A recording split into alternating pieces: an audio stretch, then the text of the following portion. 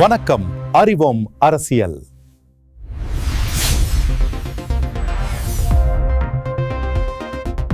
நேயர்களே, 2026 சட்டமன்ற தேர்தல் நெருங்கும் வேளையில் தமிழக அரசியலில் மிகப்பெரிய எதிர்பார்ப்பு தென்காசி நாடாளுமன்ற தொகுதிக்குள் இருக்கும் 6 சட்டமன்ற தொகுதிகள் மீதுதான். அதிமுக பாஜக கூட்டணி அமைந்தால் என்ன நடக்கும்? தளபதி விஜயின் தமிழக வெற்றி கழகம் யாரை வீழ்த்தப் போகிறது? டேட்டா மற்றும் கள நிலவரத்தோடு அலசுவோம் வாருங்கள். கடந்த 2021 சட்டமன்ற தேர்தலில் அதிமுகவும் 2024 நாடாளுமன்ற தேர்தலில் பாஜகவும் தனித்தனியாக பெற்ற வாக்குகளை சேர்த்து பார்த்தால் தென்காசி மண்டலத்தில் இந்த கூட்டணி ஒரு மெகா கூட்டணியாக தெரிகிறது. குறிப்பாக தென்காசி, திருவில்லிபுத்தூர் மற்றும் கடையநல்லூரில் இந்த இரு கட்சிகளின் கூட்டு வாக்குகள் திமுகவை விட ஒருபடி மேலே நிற்கிறது. ஆனால் இங்கேதான் ஒரு திருப்பம் இருக்கிறது.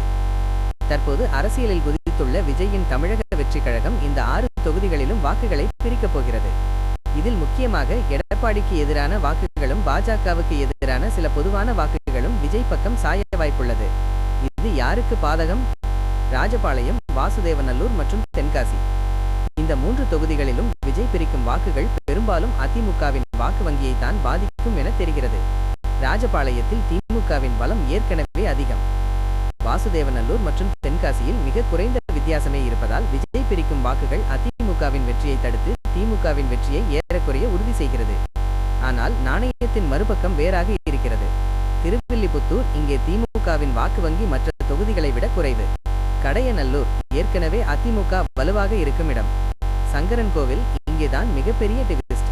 இந்த 3 தொகுதிகளிலும் விஜய் பிரிக்கும் வாக்குகள் திமுகவின் வாக்குகளையும் சேர்த்தே பாதிக்கும் என்பதால் அதிமுக வெற்றி பெற அதிக வாய்ப்புள்ளது. இதில் கவனிக்க வேண்டியது சங்கரன்கோவில். இங்கே கடும் போட்டி நிலவப் போகிறது.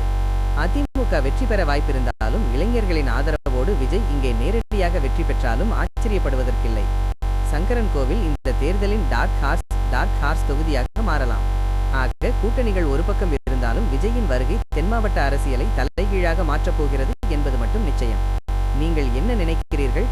சங்கரன்கோவிலில் விஜய் ஜெயிப்பாரா? கமெண்ட் செய்யுங்கள். மேலும் இது போன்ற அரசியல் அலசல்களுக்கு அறிவோம் அரசியல் சேனலை சப்ஸ்கிரைப் செய்யுங்கள். நன்றி.